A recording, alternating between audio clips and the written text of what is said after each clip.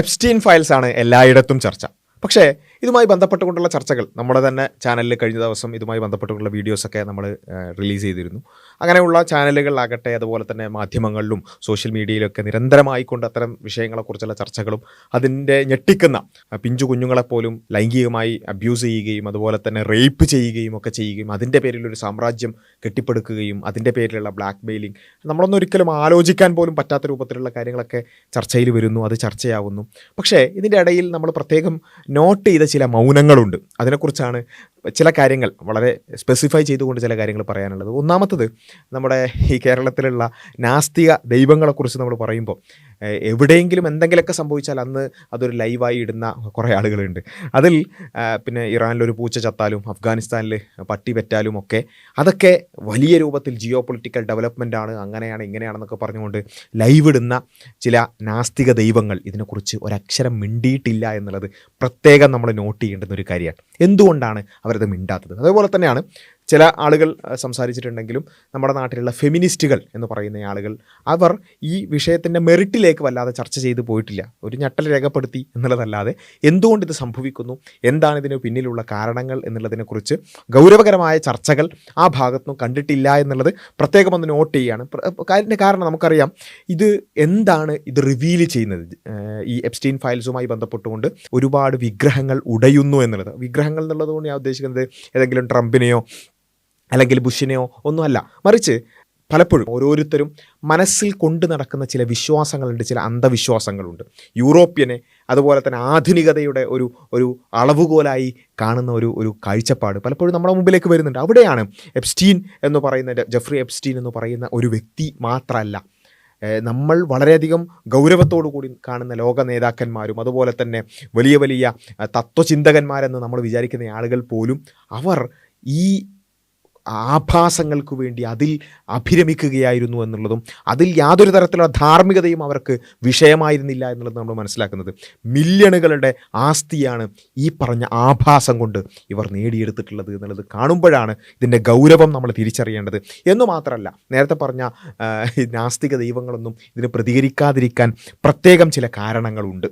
അതുകൂടി ഇവിടെ നമ്മൾ മനസ്സിലാക്കേണ്ട ഒരു കാര്യമാണ്. അതായത് നമ്മളിപ്പോൾ സംസാരിച്ചു കൊണ്ടിരിക്കുന്നത് 12 മുതൽ 17 വയസ്സ് വരെയുള്ള സെക്ഷലി ഉപയോഗിക്കുകയും അതുമാത്രമല്ല കൃത്യമായിക്കൊണ്ട് തന്നെ രേഖകൾ നമുക്ക് കാണാൻ പറ്റുന്നത് റേപ്പ് ചെയ്തു എന്നുള്ളതാണ്, അല്ലേ? റേപ്പ് ചെയ്തു എന്നടക്കം നമുക്ക് കാണാം. ആ നിലക്ക് അണ്ടർ ഏജ് കുട്ടികളെ അടക്കം റേപ്പ് ചെയ്യുകയും ഈവൻ 18 വയസ്സിന് മേലെയുള്ളവരെ അടക്കം റേപ്പ് ചെയ്യുകയും അതുപോലെ തന്നെ സെക്ഷൽ സ്ലേവറി എന്ന് നമ്മൾ പറയുന്ന ആ കാര്യം നമ്മൾ നേരിട്ട് കാണുകയാണ്. ഇത് നമ്മൾ കാണുന്നത് ഏതോ പണ്ട് നൂറ്റാണ്ടിലുള്ള കാര്യമല്ല, മറിച്ച് ഈ നൂറ്റാണ്ടിൽ നമ്മളിപ്പോൾ ജീവിച്ചു കൊണ്ടിരിക്കുന്ന ഈ നൂറ്റാണ്ടിൽ നമ്മൾ കാണുകയാണ്. ഇനി ഇത് കുറച്ച് ആളുകൾ ഇങ്ങനെ ഈ ഇത്തരത്തിലുള്ള ആഭാസങ്ങൾ ചെയ്തു പോവുക. ആരാണ് ആ ആളുകൾ? അതിൽ തന്നെയാണ് ഈ നാസ്തിക ദൈവങ്ങൾ മിണ്ടാതിരിക്കാനുള്ള പ്രധാനപ്പെട്ട ഒരു കാരണം നമ്മൾ കാണുന്നത്.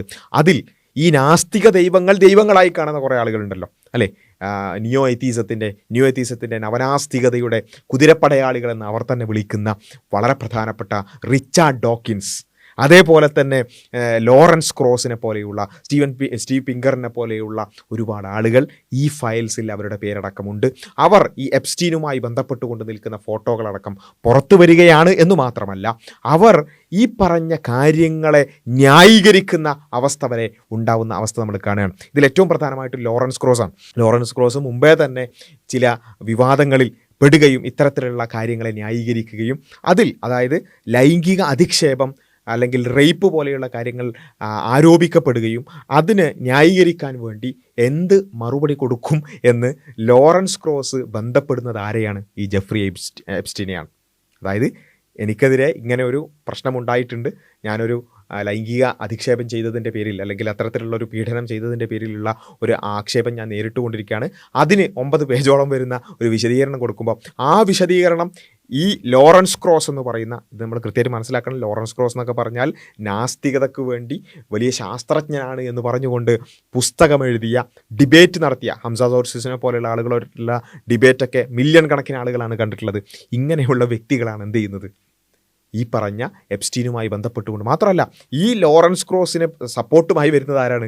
റിച്ചാർഡ് ഡോക്കിൻസ് ആണ്, അല്ലേ? റിച്ചാർഡ് ഡോക്കിൻസിൻ്റെ മുമ്പേ നമ്മൾ കണ്ടിട്ടുണ്ടാവും മൈൽഡ് പീഡോഫീലിയെ അടക്കം ന്യായീകരിക്കുന്ന അവസ്ഥ വരെ റിച്ചാർഡ് ഡോക്കിൻസിൻ്റെ ഭാഗത്ത് നമുക്ക് കാണാൻ സാധിക്കും. മറുഭാഗത്ത് ലോറൻസ് ക്രോസ് ആണെങ്കിൽ ഹംസ സോർസിസുമായിട്ടുള്ള ഡിബേറ്റിൽ ഇൻസെസ്റ്റ് അത് തെറ്റാണെന്ന് പറയാൻ പറ്റൂല എന്ന് വരെ പറയേണ്ടുന്ന ഒരവസ്ഥയിലേക്ക് എത്തിയതൊക്കെ നമ്മൾ കണ്ടാണ്. ഇവിടെ നമുക്ക് കാണാൻ പറ്റുന്ന ഒന്നാമത്തെ ഒരു കാര്യം, ഈ നാസ്തികരായ ആളുകൾ അതിൽ ഏതെങ്കിലും നാസ്തികരായ ആളുകളായതുകൊണ്ടല്ല, മറിച്ച് കൃത്യമായി അതിൻ്റെ വലിയ ധാർമ്മികതയും അതുപോലെ തന്നെ അതിൻ്റെ ലോകവീക്ഷണമൊക്കെ വിശദീകരിക്കുന്ന ആളുകൾ തന്നെ ഇമാതിരി ആഭാസങ്ങളുടെ നടുവിലാണ് ജീവിക്കുന്നത്, അല്ലെങ്കിൽ ആഭാസങ്ങൾ ചെയ്തുകൊണ്ടാണ് ജീവിക്കുന്നത് എന്ന് അറിയുമ്പോൾ നമ്മൾ മനസ്സിലാക്കേണ്ട ഒന്നാമത്തെ പോയിന്റ്, നമ്മൾ നിരന്തരം പറഞ്ഞുകൊണ്ടിരിക്കുന്നൊരു കാര്യം, ധാർമ്മികതയ്ക്കൊരു മാനദണ്ഡമില്ലെങ്കിൽ എന്തിനേയും ന്യായീകരിക്കാൻ പറ്റും. ഇവർ ഈ പറഞ്ഞ കാര്യങ്ങൾക്കൊക്കെ ഇവരിപ്പോൾ ന്യായീകരണം പറഞ്ഞുകൊണ്ടിരിക്കുകയാണ്, അല്ലെങ്കിൽ അത് ന്യായീകരിക്കാൻ ഇവർക്ക് യാതൊരു മനക്കുത്തും ഉണ്ടാവില്ല. കാരണം എന്താ? ഇവർക്കൊരു അടിസ്ഥാന മാനദണ്ഡമില്ല. എന്താണോ ശരിയാണെന്ന് എൻ്റെ യുക്തിപ്രകാരം എനിക്ക് തോന്നുന്നത് ഞാനത് ചെയ്യും, മറ്റൊരു മാനദണ്ഡത്തിൻ്റെയും അടിസ്ഥാനത്തിൻ്റെയും ആവശ്യമില്ല എന്നുള്ളതാണ് ഇവരുടെ അടിസ്ഥാനം. അതുകൊണ്ട് തന്നെ എനിക്കതിന് കുറേ ന്യായങ്ങൾ പറയാനുണ്ട്. എപ്സ്റ്റീനുമായി ബന്ധപ്പെട്ടതിന്, അവിടെ പോയി തോന്നിയാസങ്ങൾ കാണിച്ചു കൂട്ടിയതിന്, ഈ പറഞ്ഞ വൃത്തികേടുകൾ ചെയ്തതിന്, അതിനൊക്കെ എനിക്ക് ന്യായീകരണമുണ്ട് എന്നുള്ളതാണ് ഇവരുടെ ആറ്റിറ്റ്യൂഡ്. എങ്കിൽ അവിടെ എങ്ങനെയാണ് ഒരാളെ തിരുത്താൻ സാധിക്കുക? അവിടെയാണ് നമ്മൾ കൃത്യമായിട്ട് പറയുന്നത്, ഇവിടെയൊക്കെ ഒരു ധാർമ്മികതയുടെ അടിസ്ഥാനം എന്തുകൊണ്ട് ആവശ്യമാണ് എന്നുള്ളതിൻ്റെ ഉത്തരമാണ് ഇവിടെയൊക്കെ നമുക്ക് കാണാൻ സാധിക്കുന്നത് എന്നുള്ളതാണ് ഒന്നാമത്തെ ഒരു കാര്യം എന്ന് പറയുന്നത്. രണ്ടാമത്തെ ഒരു കാര്യം, ഇവിടെ ഈ എപ്സ്റ്റീൻ ഫയൽസും ഇത്തരത്തിലുള്ള കാര്യങ്ങളൊക്കെ കൊണ്ട് യഥാർത്ഥത്തിൽ റിവീൽ ചെയ്യപ്പെട്ട്, ഞാൻ നേരത്തെ പറഞ്ഞതുപോലെ നമ്മുടെയൊക്കെ മനസ്സിലുള്ള ചില അന്ധവിശ്വാസങ്ങളെ തിരുത്തി എഴുതേണ്ടതുണ്ട് എന്ന ഒരു കാര്യം കൂടിയാണ്. കാരണം പലപ്പോഴും നമ്മൾ ഇത്തരം വിഷയങ്ങളൊക്കെ സംസാരിക്കുമ്പോൾ പല ആളുകളും പറയുന്നൊരു കാര്യം, നിങ്ങൾ ഈ പറയുന്ന കാര്യം യൂറോപ്പിലില്ലേ അല്ലേ? നമ്മൾ ഒരു ഉദാഹരണം പറയുകയാണെങ്കിൽ വസ്ത്രധാരണത്തിൻ്റെ വിഷയം, മാന്യമായ അല്ലെങ്കിൽ ശരീരം മറയുന്ന രൂപത്തിലുള്ള വസ്ത്രം ധരിച്ചിട്ടില്ല എന്നുണ്ടെങ്കിൽ അത് പുരുഷന്മാർ അതിനെ ലൈംഗിക ചൊവ്വയോടുകൂടി നോക്കുമെന്നും അത് ഒരുപക്ഷെ പ്രയാസങ്ങളിലേക്ക് കടന്നു പോകുമെന്നും, അതുകൊണ്ട് തന്നെ അത് ആ മാന്യമായ വസ്ത്രധാരണം എന്നുള്ളത് ആവശ്യമാണ് എന്നുള്ള ആർഗ്യുമെൻ്റൊക്കെ നമ്മൾ പറയാറുണ്ട്. അതിനർത്ഥം ഒരു പെണ്ണ് അല്ലെങ്കിൽ ഒരു സ്ത്രീ മാന്യമല്ലാതെ വസ്ത്രം ധരിച്ചാൽ അവളെ പീഡിപ്പിക്കാനുള്ള ഒരു ന്യായമാണ് അത് എന്നല്ല, മറിച്ച് ഇനി ഒരു വസ്ത്രം തന്നെ ധരിക്കാത്തൊരു പെണ്ണാണെങ്കിൽ പോലും അവിടെ പീഡിപ്പിക്കാനുള്ള ന്യായമാവുന്നില്ല. പീഡിപ്പിച്ച പുരുഷൻ തന്നെയാണ് ഒന്നാമത്തെ ഉത്തരവാദി, യാതൊരു നിലക്കുള്ള സംശയമില്ല. പക്ഷെ നമ്മൾ പറയുന്നത് ആ പ്രയാസങ്ങളിലേക്ക് പോകാനുള്ള സാമൂഹ്യ സാഹചര്യങ്ങളെ അടക്കുക എന്നുള്ളത് കൂടി നമ്മൾ ചെയ്യേണ്ടതുണ്ട് എന്ന നിലക്ക് വസ്ത്രധാരണവുമായി ബന്ധപ്പെട്ടുകൊണ്ടൊക്കെ നമ്മൾ പറയാറുണ്ട്. അപ്പം റിവീലിംഗ് ആയിട്ടുള്ള വസ്ത്രം ധരിച്ചാൽ അത് പുരുഷന്മാർ അതിലേക്ക് നോക്കും, അതിലൂടെ ആ നോട്ടത്തിലൂടെയാണ് പുരുഷന് പ്ലഷർ ഉണ്ടാവുക. ആ പ്ലഷർ അല്ലേ ബ്രെയിനിലുള്ള റിലീസ് അടക്കം അല്ലെങ്കിൽ ന്യൂറോണൽ ഫയറിംഗ് അടക്കമുള്ള കാര്യങ്ങളടക്കം നമ്മൾ വിശദീകരിച്ചുകൊണ്ട് നമ്മൾ പറയാറുണ്ട്, പുരുഷൻ അത്തരത്തിലുള്ള ലൈംഗികമായ ചിന്തകളുണ്ടാകും, അത് ആക്ഷനിലേക്ക് വഴിമാറും. ഈ ബയോളജിയൊക്കെ നമ്മൾ പറയുമ്പോൾ ഇത് ഒരിക്കലും ബയോളജി പറയുന്നത് ആ ബയോളജിയൊക്കെ ചെയ്യാന്നുള്ള അർത്ഥത്തിലല്ല കേട്ടോ, മറിച്ച് അങ്ങനെ തോന്നലുണ്ടെങ്കിൽ അത് കൺട്രോൾ ചെയ്യാണ് വേണ്ടത്. അതിനാണ് ധാർമ്മികത. നിരീശ്വരവാദികൾക്ക് ധാർമ്മികത ഇല്ലാത്തതുകൊണ്ട് അവർ അതിനനുസരിച്ച് പ്രവർത്തിച്ചാലും നമുക്കൊന്നും പറയാൻ പറ്റില്ല. മറിച്ച് ധാർമ്മികത ആവശ്യമാണ് എന്നുള്ളത് അവിടെയാണ് വരുന്നത്. പക്ഷേ എല്ലാവരും ധാർമ്മികത അനുസരിച്ച് ജീവിച്ചോളന്നില്ല. എല്ലാവരും കൃത്യമായി അനാവശ്യമായി നോക്കാൻ പാടില്ല, അന്യപെണ്ണിനെ സ്പർശിക്കാൻ പാടില്ല, ഇതൊന്നും എല്ലാവരും അംഗീകരിച്ചോളന്നില്ലല്ലോ. അപ്പോൾ അങ്ങനെയുള്ള പുരുഷന്മാരും സൊസൈറ്റിയിൽ ഉണ്ടാകും. അതുകൊണ്ട് സ്ത്രീയുടെ സുരക്ഷിതത്വത്തിന് മാന്യമായ വസ്ത്രധാരണം എന്നുള്ളത് ആവശ്യമാണ് എന്ന ആർഗ്യുമെൻ്റൊക്കെ നമ്മൾ പറയുമ്പോൾ പല ആളുകളും പറയുന്നൊരു കാര്യമാണ്, ഇതൊന്നും നിങ്ങൾ പറയുന്ന ഈ ബയോളജിയൊന്നും യൂറോപ്പിലില്ലേ? കാരണം യൂറോപ്പിൽ വളരെ റിവീലിംഗ് ആയിട്ടുള്ള വസ്ത്രം ധരിച്ചാലും ആരും നോക്കുന്നില്ല. പാശ്ചാത്യ നാടുകളിലും കിഴക്കൻ രാജ്യങ്ങളിലും ജപ്പാനൊക്കെ പോലുള്ള രാജ്യങ്ങളിലും ചൈനീസ് രാജ്യങ്ങളിലും ഒക്കെ പോകുമ്പോൾ, ചൈനയുടെ ആ ഇൻഫ്ലുവൻസ് ഉള്ള രാജ്യങ്ങളിലൊക്കെ പോകുമ്പോൾ ഒരു ബീച്ചിലേക്ക് ചെന്നാൽ, ഭാര്യയും ഭർത്താവും കുട്ടികളോട് ചെന്നാൽ ഇവരെല്ലാവരും നഗ്നരായിട്ട് ആ ബീച്ചിലേക്ക് ഇറങ്ങുന്നത്. ഇതെങ്ങനെയാണ് സാധ്യമാകുന്നത്? അവരുടെ ഒരു ഓപ്പൺ മൈൻഡ് സെറ്റാണ്. അതൊരു കുഴപ്പമാണെന്നാണ് നമ്മൾ ധരിച്ചു വെച്ചിരിക്കുന്നത്. കണ്ടില്ലേ സംസ്കാരശൂന്യമായിട്ട് തുണി കൊടുക്കാൻ നടക്കുന്നു എന്നുള്ളതാണ്. നമ്മുടെ സംസ്കാരം നിറഞ്ഞ ജീവിതം എന്ന് പറഞ്ഞാൽ എന്താണ്? വെളിച്ചമുള്ളിടത്തും 4 പേര് നോക്കുന്നിടത്തും സംസ്കാരം കാണുകയും ഒരു മറയും അതിനകത്തൊരു പൊത്തു ഇട്ടാൽ അതിലൂടെ ഒണിഞ്ഞു നോക്കുകയും ചെയ്യും. ഒണിഞ്ഞു നോക്കുന്നത് സംസ്കാരമുള്ള പ്രവൃത്തിയായും നേരെ നോക്കുന്നത് സംസ്കാര ശൂന്യതയായിട്ടുമാണ് നമ്മൾ കാണുന്നത് അല്ലേ? ആരും അങ്ങോട്ട് നോക്കുന്നതന്നെയില്ലല്ലോ. ഈ പറഞ്ഞ ബയോളജി ഒന്നും അവിടെ ഇല്ലേ എന്ന് വെച്ചാൽ, ഇത് പറയുമ്പോൾ ഈ പറയുന്ന ആളുകളുടെ മനസ്സിലുള്ളത് എന്താ വെച്ചാൽ, യൂറോപ്യന്മാരായ ആളുകൾ എന്ന് പറഞ്ഞാൽ എന്താണ്? അവർ അനാവശ്യമായി നോക്കാത്ത, അനാവശ്യമായ ഒരു സ്പർശനം പോലും ഇല്ലാത്ത, ഒരു നോട്ടം പോലും ഇല്ലാത്ത, വളരെ സൽസ്വഭാവികളും സൽഗുണ സമ്പന്നരുമായ കുറേ ആളുകളാണ് യൂറോപ്യന്മാർ എന്നാണ് ഇവരുടെയൊക്കെ സംസാരം കേട്ടാൽ നമുക്ക് തോന്നുക അല്ലേ? ആ അന്ധവിശ്വാസത്തിൻ്റെ ശവപ്പെട്ടിയിലെ ആണിയായിട്ടാണ് യഥാർത്ഥത്തിൽ ഈ ജെഫ്രി എപ്സ്റ്റീൻ്റെ ഈ ഫയലുകൾ പുറത്തു വന്നിട്ടുള്ളത്. നമ്മൾ ഈ പറയുന്ന യൂറോപ്യന്മാർ അത് ഏതെങ്കിലും ലോക്കൽ യൂറോപ്യന്മാരല്ല, മറിച്ച് അവരുടെ നേതാക്കന്മാർ തന്നെ എങ്ങനെയാണ് ജീവിക്കുന്നത് എന്ന ഏതാനും ചില ഭാഗങ്ങൾ മാത്രമാണ് ഇപ്പോൾ പുറത്തു വന്നിട്ടുള്ളത് അല്ലേ? അപ്പോൾ ഇവിടെ നമ്മൾ മനസ്സിലാക്കേണ്ടത് എല്ലാവർക്കും ബയോളജി ഉണ്ട്, എല്ലാവർക്കും ഇത്തരത്തിലുള്ള തോട്ട്സ് ഉണ്ട്. ഇതിൽ തന്നെ സംഭവിക്കുന്ന വേറൊരു കാര്യം ഒരു നോർമലൈസേഷനിലൂടെ സംഭവിക്കുന്ന ഒരു കാര്യം കൂടിയാണ്. അതായത് സ്വാഭാവികമായി അവന് ലൈംഗിക ത്വര ഉണ്ടാക്കുന്ന കാര്യം വളരെ നോർമലാകുന്ന ഒരു അവസ്ഥ ഉണ്ടാവുകയാണെന്നുണ്ടെങ്കിൽ അതിനേക്കാൾ അപ്പുറത്തേക്ക് അവൻ ചിന്തിക്കും, അതിനേക്കാൾ അപ്പുറത്തുള്ള സെക്ഷൽ പ്ലഷറിലേക്ക് അവൻ പോകും. അതാണ് നമ്മൾ ഇതിൽ കാണുന്നത്, അല്ലേ? യൂറോപ്പിൽ നിന്നാണ് നമ്മൾ ഇൻസെസ്റ്റ് ലീഗലൈസ് ചെയ്യണം എന്ന് പറഞ്ഞുകൊണ്ടുള്ള പ്രൊട്ടസ്റ്റുകൾ നമ്മൾ കാണുന്നത് യൂറോപ്പിലാണ്. ഇപ്പം ഈ പറഞ്ഞ എപ്സ്റ്റീൻ ഫയൽസിലാണ് നമ്മൾ കാണുന്നത് ചെറിയ കുട്ടികളെ പീഡോഫീലിയക്ക് വിധേയമാക്കുക, റേപ്പിന് വിധേയമാക്കുക, സെക്ഷൽ സ്ലേവറിക്ക് വിധേയമാക്കുക, ഇതൊക്കെ നമ്മൾ കാണുന്നത് എവിടെയാണ്? ഈ പറഞ്ഞ യൂറോപ്പിലാണ്. അപ്പോൾ എന്തുകൊണ്ടത് സംഭവിക്കുന്നു? ഇത് സംഭവിക്കാനുള്ള കാരണം മറ്റൊന്നുമല്ല, മറ്റത് ഒക്കെ നോർമലായി പോയി. അതിനേക്കാൾ അപ്പുറത്തേക്ക് മനുഷ്യൻ ആഗ്രഹിക്കുമ്പോഴാണ് ഇത്തരം ആഭാസങ്ങളിലേക്ക് മനുഷ്യൻ എത്തിപ്പെടുന്നത്. അപ്പോൾ നമ്മൾ പറയുന്നത് ബയോളജി എല്ലാവർക്കും ഉണ്ട്, നമ്മൾ ഈ സംസാരിച്ചു കൊണ്ടിരിക്കുന്ന ബയോളജി എല്ലാവർക്കും ഉണ്ട്. ആ ബയോളജി ഉണ്ട് എന്ന് തിരിച്ചറിഞ്ഞുകൊണ്ട് അതിനുള്ള പ്രൊട്ടക്ഷൻ സ്വീകരിക്കുക എന്നുള്ളതാണ് നമ്മൾ പറയുന്നത്. പക്ഷേ അതൊന്നുമില്ല, യൂറോപ്യന്മാർ ഭയങ്കര നല്ലവർ എന്ന് പറഞ്ഞ ആളുകൾ ഇപ്പം നമ്മൾ ഞെട്ടിത്തരിച്ചുകൊണ്ടിരിക്കുകയാണ്. മൈത്രേൻ്റെ ഒക്കെ ഒരു പോസ്റ്റ് നിങ്ങൾ ഉണ്ടാവും, എന്തോ ഭയങ്കര ഞെട്ടിത്തരിച്ച് നിൽക്കുകയാണ്. നമ്മൾ മുമ്പേ പറഞ്ഞതാണ്, നമ്മൾ ഈ കാര്യം പറയുമ്പോൾ തന്നെ നമ്മൾ അതിന് തെളിവായിട്ട് പറയാറുണ്ട്. യൂറോപ്പിൽ, ബ്രിട്ടനിലാകട്ടെ, UK-യിലാകട്ടെ, ഫ്രാൻസിലാകട്ടെ, അവിടെയൊക്കെ പബ്ലിക് ട്രാൻസ്പോർട്ടുകളിൽ ഉപദ്രവിക്കപ്പെടാത്ത സ്ത്രീകളില്ല എന്ന് തന്നെ പറയാം എന്ന രൂപത്തിലുള്ള പഠനങ്ങൾ പോലും നമുക്ക് അവൈലബിളാണ്. അപ്പോൾ അവിടെയൊക്കെ എന്ത് ചെയ്യുന്നുണ്ട്? സ്ത്രീകൾ ഉപദ്രവിക്കപ്പെടുന്നുണ്ട്. അവിടെ യൂറോപ്പിൽ പിന്നെ റിവീലിംഗ് ആയ ഡ്രസ്സാണ്, അതുകൊണ്ട് ഒരു തരത്തിലുള്ള പ്രശ്നങ്ങളും ഉണ്ടാകുന്നില്ല എന്നല്ല, അവിടെ പ്രശ്നം വളരെ കൂടുതലാണ്. അവിടെ ഓരോ സ്ത്രീയും ഉപദ്രവിക്കപ്പെടുകയാണ്, ഉപദ്രവിക്കപ്പെടാത്ത സ്ത്രീകളില്ല എന്ന് തന്നെ പറയാം എന്നടക്കമുള്ള റിപ്പോർട്ടുകളുണ്ട്. പക്ഷേ ഇതൊന്നും ആർക്കും കേൾക്കണ്ട. യൂറോപ്പിൽ അങ്ങനെയാണെങ്കിൽ ആ റിവീലിംഗ് ആയ ഡ്രസ്സിനൊന്നും ഒരു പ്രശ്നമില്ല, ഡ്രസ്സിനെ കുറിച്ച് മിണ്ടാൻ പാടില്ല എന്നൊക്കെ പറയുന്ന ആളുകൾ അവർ കൃത്യമായി മനസ്സിലാക്കണം, നിങ്ങൾ കാണുന്ന പുറത്ത് കാണുന്ന ആ ഒരു പിന്നെന്താ പറയുക പോളിഷ്ഡ് ആയിട്ടുള്ള ഗ്ലാമറൈസ് ചെയ്തിട്ടുള്ള അല്ലെങ്കിൽ ഗ്ലോറിഫൈ ചെയ്തിട്ടുള്ള ആ യൂറോപ്യൻ്റെ മുഖം, യഥാർത്ഥ മുഖം എന്താണ് എന്നാണ് ഈ എപ്സ്റ്റീൻ ഫയൽസിലൂടെ കുറച്ചെങ്കിലും പുറത്തു വന്നിട്ടുള്ളത്. നമ്മുടെ ഈ ചിന്താഗതിയാണ് യഥാർത്ഥത്തിൽ ഒരു കൊളോണിയൽ ഹാങ് ഓവർ എന്ന് വേണമെങ്കിൽ പറയാം. ഒരു കൊളോണിയൽ ഹാങ് ഓവറാണ് യഥാർത്ഥത്തിൽ ഇത്. വെള്ളക്കാരൻ ചെയ്യുന്നതെല്ലാം ശരിയാണ്, വെള്ളക്കാരനാണ് മോഡൽ, വെള്ളക്കാരൻ ചെയ്യുന്നതാണ് ശരി എന്ന ആ ഒരു കൊളോണിയൽ ഹാങ് ഓവർ മാറ്റിക്കൊണ്ട് കുറച്ചുകൂടിയൊക്കെ ചിന്തിക്കാൻ നമ്മൾ തയ്യാറാവേണ്ടതുണ്ട്. ആ ഹാങ് ഓവറിൻ്റെ ഭാഗമാണ് വെള്ളക്കാരൻ ചെയ്യുന്ന എന്തിനേയും ഗ്ലോറിഫൈ ചെയ്യും, അല്ലേ? വെള്ളക്കാരൻ കൊലപാതകം നടത്തിയാൽ അതിനെ എന്ത് ചെയ്യും? ഈ പറഞ്ഞ രൂപത്തിൽ ഗ്ലോറിഫൈ ചെയ്യും. അതുകൊണ്ടാണ് ഈ കൊളോണിയൽ അധിനിവേശത്തെയൊക്കെ വലിയ രൂപത്തിൽ അതൊന്നും ഒരു പ്രശ്നമല്ല.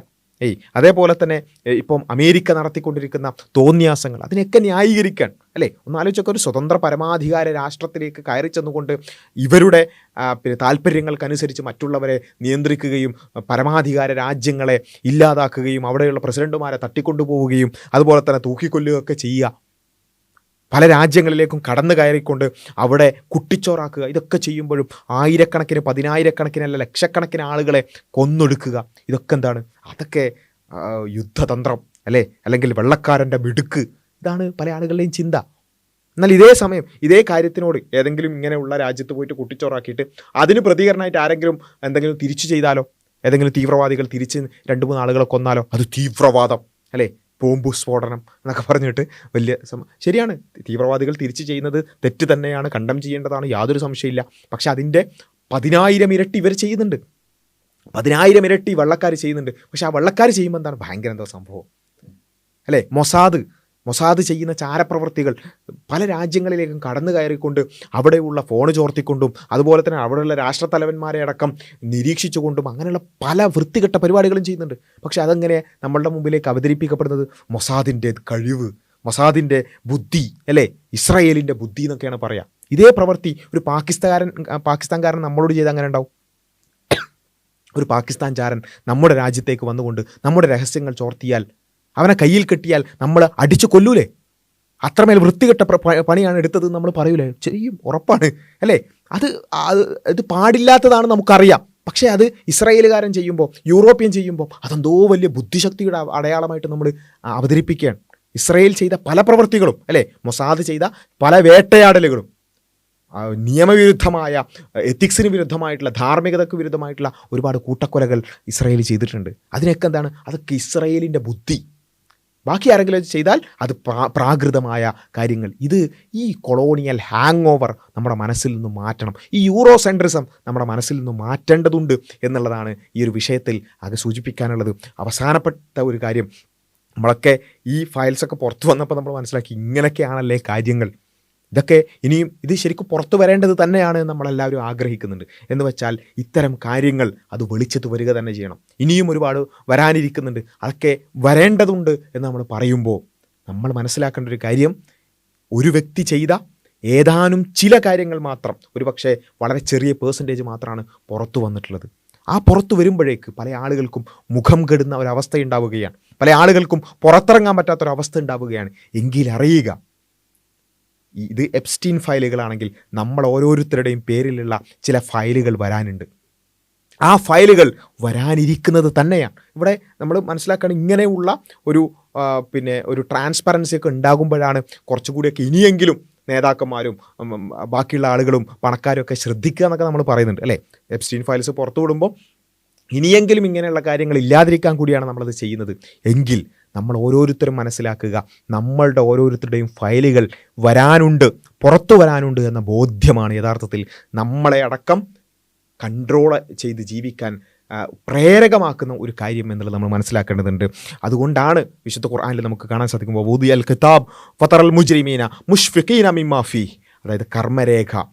ഇപ്പം എപ്സ്റ്റീൻ ഫയൽസ് ആണെങ്കിൽ നമ്മളുടെ ഓരോരുത്തരുടെയും ഫയലുകൾ അവരുടെ മുമ്പിൽ വെക്കപ്പെടും. അപ്പോൾ അതിലുള്ളതിനെക്കുറിച്ച് കുറ്റവാളികൾ ഭയചകിതരായിക്കൊണ്ട് അവർ പറയും, എന്താണ്, ഫതറൽ മുജ്രിമീന മുഷ്ഫിഖീന മിമ്മാ ഫീഹി വയഖൂലൂന യാ വൈലതനാ മാലി ഹാദൽ കിതാബ്, അല്ലേ, അവർ പറയാണ് ഞങ്ങളുടെ കഷ്ടമേ, ഇതെന്തൊരു ഗ്രന്ഥമാണ്, ഇതെന്തൊരു ഫയലാണ് എന്ന്, അല്ലേ. ഇപ്പം പേര് വന്ന പല ആളുകൾ ഇതെന്തൊരു ഫയലാണ്, ഒക്കെ വന്നല്ലോ, ഞങ്ങളുടെ ഇമെയിൽ മൊത്തം പുറത്തായല്ലോ, ഞങ്ങളുടെ ഫോട്ടോകൾ മൊത്തം പുറത്തായല്ലോ എന്ന് പറയുന്നുണ്ടല്ലോ. ഇതേപോലെ നമ്മൾ ഓരോരുത്തരും രഹസ്യ ജീവിതത്തിലടക്കം ചെയ്ത കാര്യങ്ങൾ അത് ഫയലായിട്ട് പുറത്തു വരുന്നൊരവസ്ഥ വരും. അപ്പോൾ നമ്മൾ പറയും, അല്ലെങ്കിൽ അക്രമികളായ ആളുകൾ പറയും, മാലി ഹാദൽ കിതാബ്, ഇതെന്തൊരു ഗ്രന്ഥമാണ്, ഇതെന്തൊരു ഫയലാണ് എന്ന് പറയുന്നൊരു ദിവസം വരാനിരിക്കുന്നുണ്ട്.